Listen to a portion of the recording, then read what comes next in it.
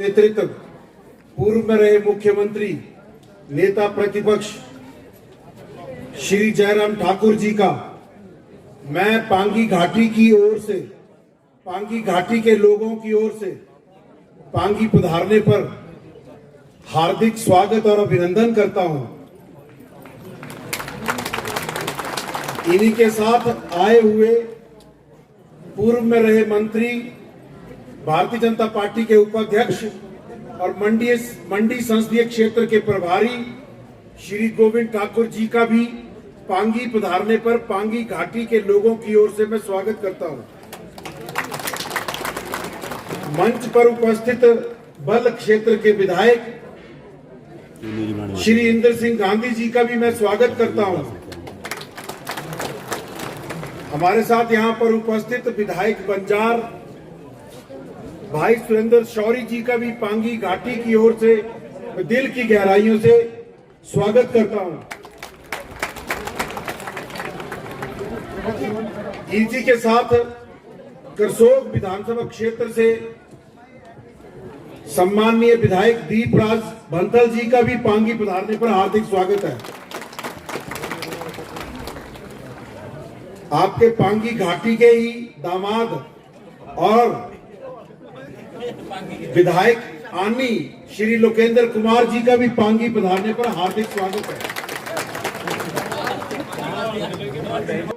कई वर्षों से भारतीय जनता पार्टी के संगठन और मूल संगठन में कार्य किया, लगभग 14 साल से अधिक समय जो वो भारत माता की सेवा करने में लगाया और वर्तमान में प्रदेश भारतीय जनता पार्टी के युवा मोर्चा के प्रदेश अध्यक्ष भाई तिलकराज जी का भी मैं पांगी घाटी के अंदर पधारने पर विधायक होने के नाते यहां पर स्वागत करता हूं।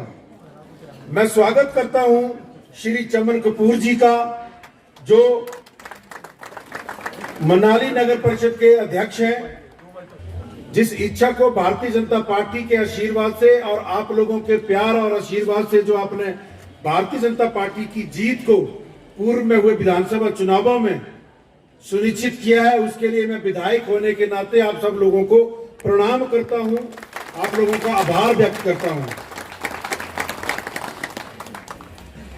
महोदय, पांगी घाटी प्रदेश के सबसे विषम भौगोलिक परिस्थितियों में जीवन यापन करने वाले लोग यहां पर रहते हैं। पहाड़ से भी मजबूत इनके इरादे हैं, परंतु पांगी घाटी लगभग पिछले 10 महीने से लगातार राजनीतिक शोषण और बदलाव की राजनीति की पीड़ा को सह रही है। पूर्व में आपकी सरकार ने पांगी घाटी को अनेकों सौगातें दी, जिसमें पीएससी सुराल, पीएससी करियूनी, साथ ही जो स्कूल, चाहे वो कुलाल का स्कूल था, पुंटो का स्कूल था, पांगी घाटी के लिए बेहतर यातायात सुविधा थी। इस सरकार ने तानाशाही का रवैया अपनाते हुए पांगी घाटी के लोगों की समस्याओं को न जानते हुए एक तुगलकी फरमान के चलते पांगी घाटी में आपके द्वारा खोले गए संस्थानों को बंद किया है। उसके विरोध में आज लोग, क्योंकि सरकार हमेशा कहती है कि ये पीड़ा केवल भारतीय जनता पार्टी के लोगों को हो रही है, आम जनता को कोई पीड़ा नहीं हो रही है। तो मैं पूछना चाहता हूं, पांगी घाटी के लोगों को आपके संस्थान बंद करने से समस्या हुई कि नहीं हुई? कितनी समस्या हुई इन महिलाओं को अपने बच्चों को स्कूल भेजने में? तो आप क्या चाहते हैं, आपके संस्थान खुले कि बंद रहे? जोर से बोलिए, क्या चाहते हैं? तो इसके लिए आपको मजबूती के साथ भारतीय जनता पार्टी का साथ देना होगा, क्योंकि केवल और केवल भारतीय जनता पार्टी ही है जो गरीबों के हक में, पिछड़ों के हक में कार्य करती रही है। हमारे सर्वोच्च नेता सम्माननीय प्रधानमंत्री श्री नरेंद्र मोदी जी ने हम जनजातीय लोगों के मान सम्मान को बढ़ाते हुए देश में पहली बार जनजातीय गौरव दिवस मनाने की परंपरा शुरू की। पहली बार एक जनजातीय महिला को राष्ट्रपति के पद पर पहुंचाया। ये भारतीय जनता पार्टी की नीतियों और जनजातीय क्षेत्र के लोगों के प्रति संवेदनशील और जो उनके प्रति कार्य करने का जो नजरिया है, उसका ये परिणाम है। महोदय, पांगी घाटी की बहुत सारी समस्याएं हैं। पूर्व में आपकी सरकार ने इन समस्याओं के समाधान हेतु अनेकों कदम उठाए, परंतु जहां तक गाड़ी आप लेके गए थे उसके आगे पांगी घाटी के विकास की गाड़ी अब लगभग रुक चुकी है। लगभग 1 वर्ष का समय होने को आया है। पांगी के लिए जो आपकी सरकार के समय भारत माला परियोजना चरण 2 के तहत सिउंता किलाड़ हाईवे की जो केंद्र सरकार के पास स्वीकृति के लिए भेजा था, ये निठल्ली सरकार 1 वर्ष कार्यकाल पूरा होने को आ रहा है, इस कार्य को अंजाम नहीं पूरा कर पाई। तो पांगी घाटी के लोगों का मैं विधायक होने के नाते इनकी समस्या आपके समक्ष में साझा करना चाहूंगा और चाहूंगा कि हम सब लोग मिलकर, भारतीय जनता पार्टी मिलकर पांगी घाटी के लोगों की समस्याओं को समाधान के लिए केंद्र सरकार के समक्ष भी हम लोग इस विषय को उठाएंगे, क्योंकि जब तक पांगी घाटी को शेष क्षेत्र से 12 महीने जोड़ने का कोई रास्ता नहीं होगा, तब तक पांगी का विकास होना लगभग नामुमकिन है। और इस आवाज के लिए पांगी घाटी के लोग आपके साथ चट्टान की तरह खड़े हैं। महोदय, मैं आपको विश्वास दिलाता हूं, आने वाले लोकसभा चुनावों में ये पांगी घाटी के लोग वर्तमान कांग्रेस सरकार की दमनकारी नीतियों और जनजातियों के साथ हो रहे भेदभाव का पूरा बदला जो है वो आने वाले लोकसभा चुनाव में चुकाएगी। महोदय, पांगी घाटी की एक बहुत बड़ी और बहुत विचित्र सी एक समस्या पांगी घाटी को लेकर है, और मैं आज इस सार्वजनिक मंच से पांगी बरमौर का विधायक होने के नाते अपने भारतीय जनता पार्टी के सर्वोच्च नेता से ये आशा करता हूं, कामना करता हूं कि आने वाले समय में जब पुनर्सीमांकन आयोग जब हिमाचल में बैठेगा तो पांगी घाटी को अलग विधानसभा क्षेत्र घोषित किया जाए।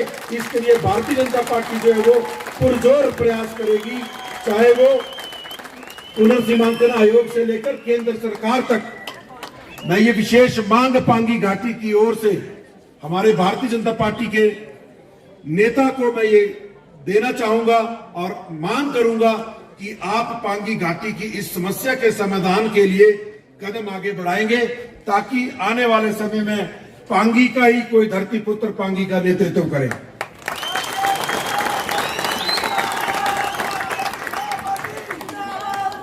महोदय,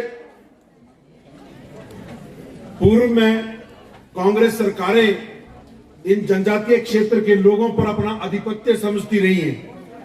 ऐसा माना गया कि जनजातीय क्षेत्र के लोग हमेशा कांग्रेस को समर्थन करते आए हैं, परंतु अब जनजातीय क्षेत्र के लोगों ने अपना मन बदल लिया है।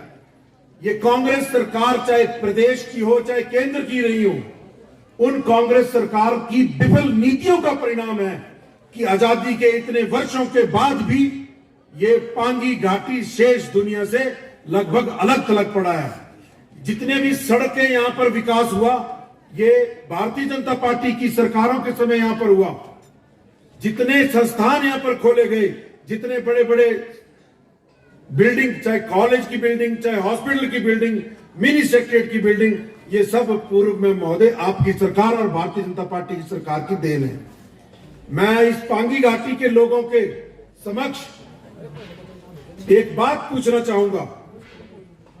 1 वर्ष का समय लगभग सरकार को बने हुआ है, क्या पांगी में कोई नई विकास की योजना शुरू की गई? जोर से बोलिए। महोदय, ये जो स्थानीय महिलाएं जो पारंपरिक वेशभूषा में आई हैं, ये इस सभा के माध्यम से और आपके माध्यम से ये प्रदेश सरकार को ये बताना चाहती हैं कि जनजातीय महिलाएं केवल स्पीति में ही नहीं, पांगी में भी रहती हैं। इन महिलाओं का एकमुश्त नारा है, सुखू भाई 10 गारंटियां किते पाई। सुखू भाई 10 गारंटियां किते पाई। सुखू भाई 10 गारंटियां किते पाई। महोदय, ये पांगी घाटी की जो विशेष वेशभूषा है, ये पांगी घाटी की पहचान है। जब इन महिलाओं को ये मालूम पड़ा कि आप आज यहाँ पधार रहे हैं, तो आपके स्वागत के लिए अपनी परंपरा का निर्वहन करते हुए, अतिथि देवो भव का निर्वहन करते हुए घाटी की महिलाएं अपने पारंपरिक वेशभूषा में आपके स्वागत के लिए आई हैं। और मैं भी आप सब महिलाओं से ये विशेष आग्रह करना चाहूंगा कि ये जो आपकी पहचान है, जो पांगी की पहचान है, इस पहचान को मिटने न दें। कोई भी देश, कोई भी समाज तभी तक तरक्की कर सकता है जब तक उसके लोग अपने समाज और अपनी संस्कृति से प्रेम नहीं करें। तो ये पांगी घाटी के खासकर युवा वर्ग से मेरा विशेष आग्रह है कि पांगी की पहचान को धूमिल नहीं होने दें और पांगी की जो समृद्ध संस्कृति विरासत है, उस सांस्कृतिक विरासत को हम आगे बढ़ाएं। ये हम सब लोगों का सामूहिक दायित्व है। इसके साथ साथ मुझे यहां पर पांगी के कई लोगों से कई तरह की सूचनाएं यहां पर कार्यरत अधिकारियों और कर्मचारियों के बारे में मिलती रही है। मैं इस सार्वजनिक मंच से उन सबको यह बताना चाहूंगा कि आप लोग किसी व्यक्ति विशेष या पार्टी विशेष के प्रति काम करने का जो रवैया अपनाए हो, उसको जितना जल्दी छोड़ें और केवल जनहित में कार्य करें, क्योंकि परिवर्तन संसार का नियम है। कोई भी चीज स्थायी नहीं है, इसलिए केवल जनहित में कार्य करें। महोदय, जब लाहौल में स्पीति की महिलाओं को 1500 रुपए दिया जा सकता है, तो इन महिलाओं ने क्या अपराध किया है अगर इन्होंने भारतीय जनता पार्टी को जितवाया है? तो ये महिलाएं आने वाले लोकसभा चुनावों में इनके साथ हुए धोखे का बदला पांगी घाटी से भारतीय जनता पार्टी को अप्रत्याशित लीड के साथ अदा करेंगी, ऐसी मैं कामना करता हूं। महोदय, पांगी घाटी के सीधे साधे भोले भाले लोगों को केंद्र में मोदी जी से और प्रदेश में आपसे बहुत उम्मीदें हैं। मैं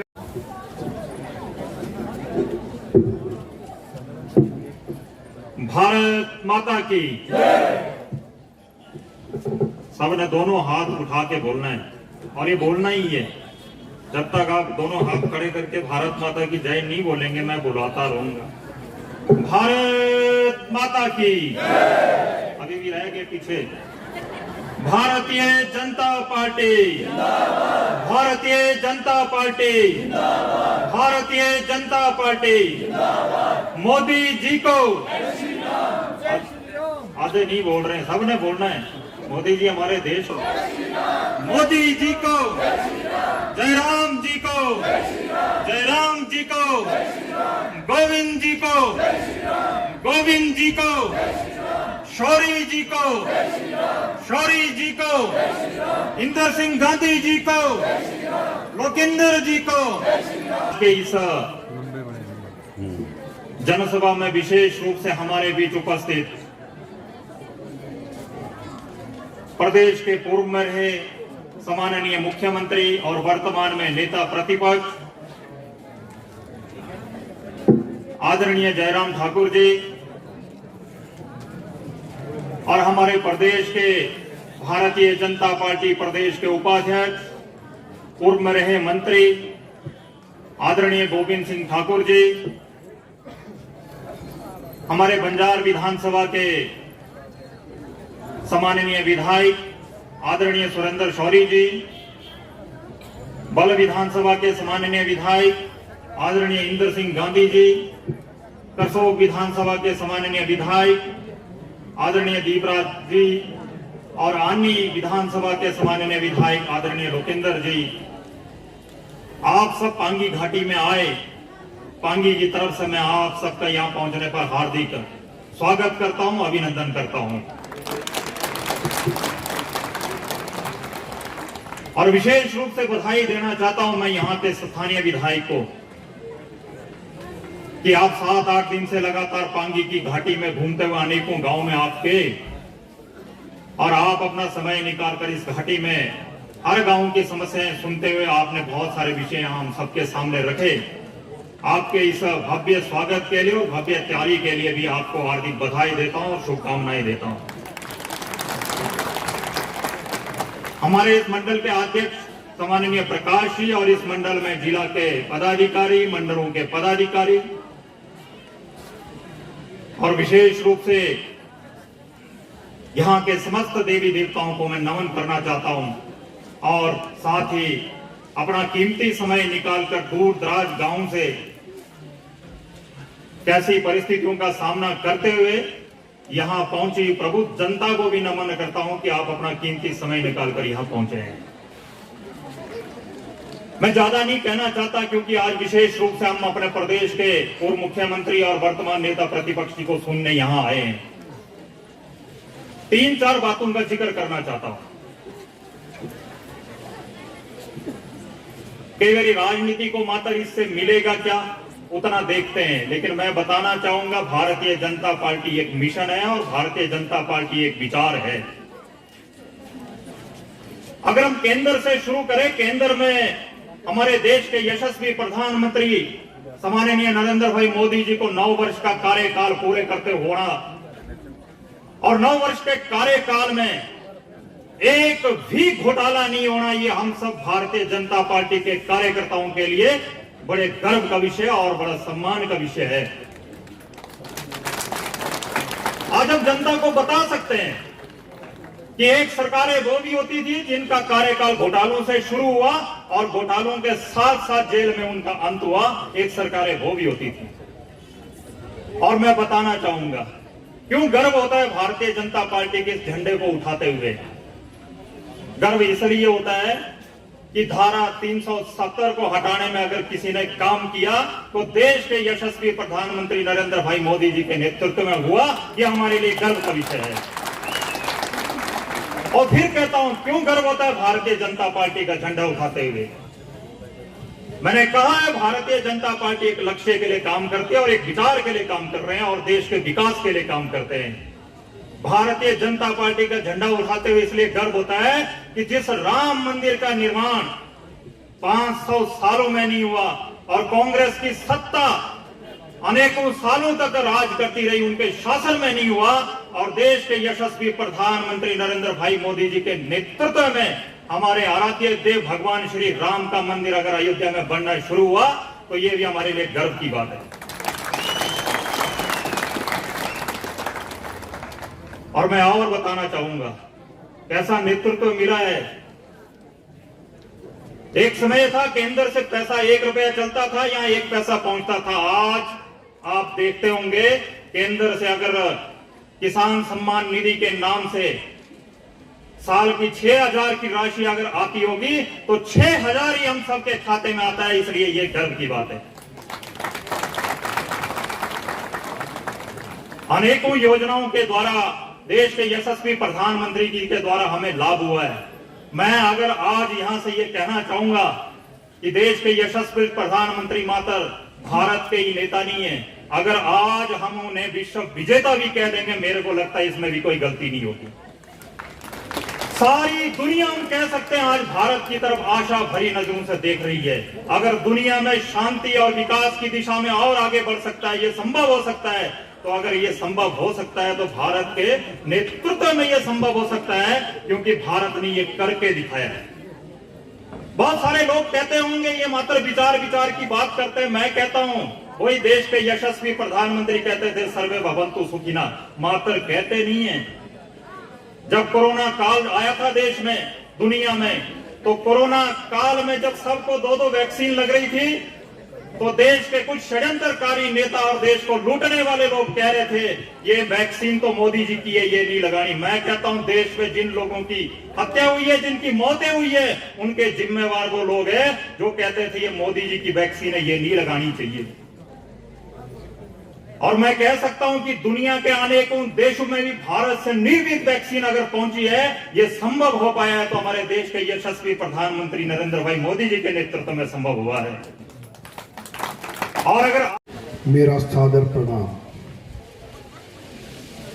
हिमाचल प्रदेश के लोक हृदय सम्राट, जन जन के मन में वास करने वाले पूर्व मुख्यमंत्री और नेता प्रतिपक्ष श्रीमान जयराम ठाकुर जी, जिनका मैं अपनी ओर से भी इस संसदीय क्षेत्र का प्रभारी होने के नाते अभिनंदन और स्वागत करता हूं। और इनके साथ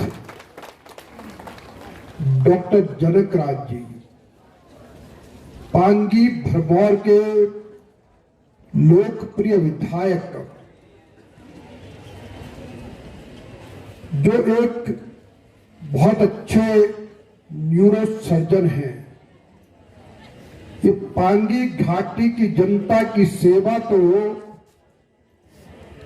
भली प्रकार कर रहे हैं, लेकिन जब तक डॉक्टर जनकराज डॉक्टर के नाते आईजीएमसी में सेवा देते रहे, तब भी हिमाचल प्रदेश से कहीं से किसी कोने से कोई मरीज जिन तक पहुंचता था कि उनकी भरपूर सेवा करते थे। ऐसे आपके लाडले विधायक डॉक्टर जनकराज जी, मंडी जिला के बल विधानसभा क्षेत्र के लोकप्रिय विधायक श्रीमान इंदर सिंह जी गांधी, बंजार विधानसभा क्षेत्र के लोकप्रिय विधायक श्रीमान सुरेंद्र शौरी जी, आनी विधानसभा क्षेत्र के लोकप्रिय युवा विधायक श्री लोकेंद्र जी, और करसोग विधानसभा क्षेत्र के लोकप्रिय विधायक श्री दीपराज जी, भारतीय जनता युवा मोर्चा के प्रदेश के अध्यक्ष और आपके शौर गांव के रहने वाले श्रीमान तिलकराज शर्मा जी, नगर परिषद मनाली के अध्यक्ष श्री चमन कपूर जी, और पांगी मंडल भारतीय जनता पार्टी के अध्यक्ष श्री प्रकाश ठाकुर जी, और भारतीय जनता पार्टी के सभी पूर्व मंडल अध्यक्ष, पार्टी के विभिन्न पदों पर आसीन पदाधिकारीगण, और यहां पर विराजमान भाइयों, बुजुर्गों, नौजवान दोस्तों, और बहुत बड़ी संख्या में अपनी पारंपरिक वेशभूषा में पधारी हुई हमारी सुंदर सुंदर बहनें, जिनका मैं विशेष तौर पर अभिनंदन करता हूं। मुझे अपने जीवन में पांगी आने का अवसर नहीं मिला, लेकिन मैं पांगी घाटी के आप सबके साथ बचपन से लेकर के मेल मिलाप रहा है, क्योंकि पांगी वालों को अपना डिस्ट्रिक्ट हेडक्वार्टर चंबा जाने के लिए लगभग 200 किलोमीटर दूर जाना पड़ता है जब 60 पास खुला होता है।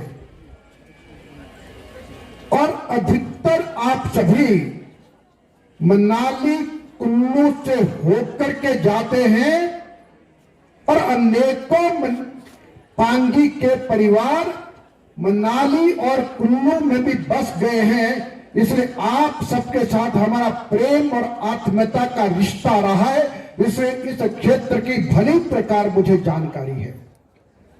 लेकिन जो सुनता था, जो सुना, उससे अधिक सुंदर पांगी को यहां आकर के पाया और आपने अपनी पारंपरिक विरासत को, अपनी संस्कृति को बनाए रखा है और उसके लिए आप सभी बहुत बहुत बधाई के पात्र हैं।